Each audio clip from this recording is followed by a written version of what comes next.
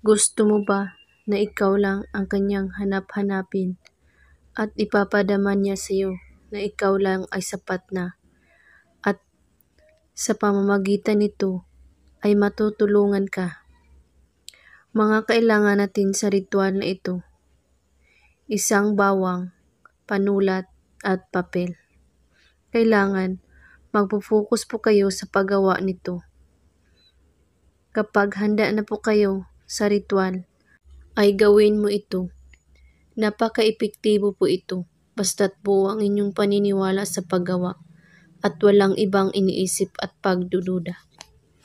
Isulat mo sa papel ang pangalan at apelyido ng taong inyong target. At sa baba, isulat mo ito: maging akin ka at hanap-hanapin mo ako. 7 beses mo ito isusulat sa papel. At pagkatapos, kunin mo ang bawang at ilagay mo ito sa gitna ng papel at tupiin ito hanggat mabalot ang bawang. At ilagay ito sa inyong damitan na walang makakakita o makakaalam. At bago mo ito ilagay sa inyong damitan, ay kakausapin mo na nanggaling sa iyong puso ang paghiling. Lahat ng gusto mo ay ihilingin mo dito at ilagay mo ito sa inyong damitan.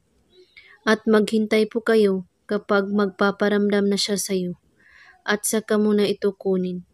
Gawin ito kahit anong oras at araw, basta wala po kayong pagdadalawang isip sa paggawa at matutulungan kayo sa pamamagitan nito.